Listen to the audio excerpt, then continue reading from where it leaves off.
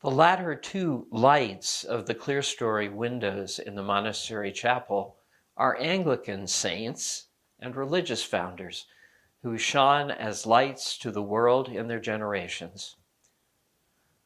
The first of these is Blessed John Mason Neale, a priest of the Church of England and ardent classical scholar, born in London the 24th of January, 1818.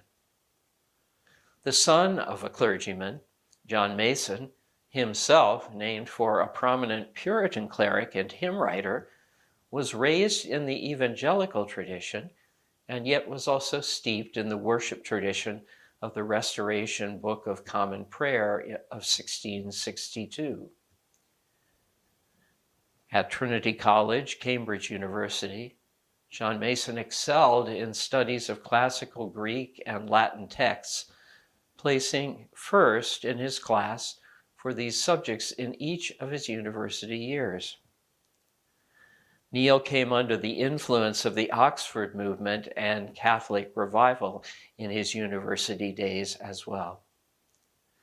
He was among the founders of the Ecclesiological Society, which advocated enriched religious church decoration and the revival of Catholic ritual.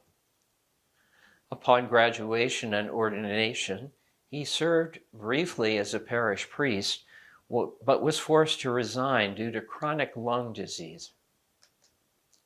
Neale's high church sympathies met with much opposition, and eventually he underwent 14 years of inhibition from parochial ministry by his bishop.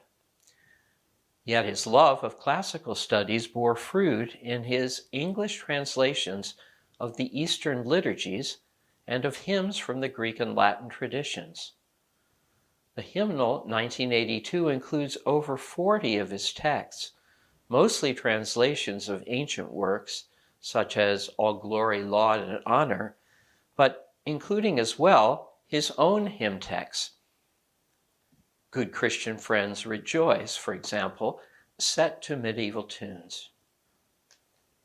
My personal devotion to John Mason Neale was inspired by a 1977 visit to East Grinstead in Sussex, England. There was located Sackville College, not an educational institution, but a communal home for the aged, ailing, and poor, founded in 1609. Neale was called as warden, the resident clergy person and director of the college, in 1846. It was at Sackville that he and his wife, Sarah Norman Webster, raised a family of 5. Neale was also the co-founder of the Society of St. Margaret as a nursing order which served the college's residents while living as a monastic community.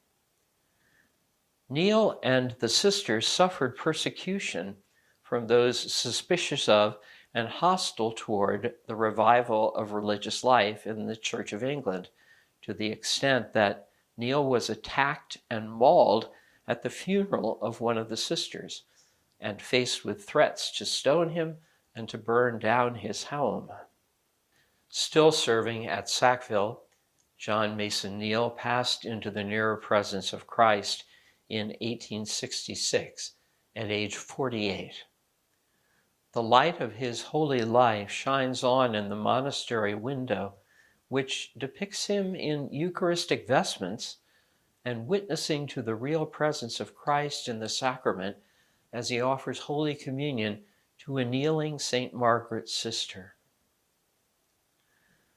Blessed John Mason, pray for us, descendants of your vision and artistry.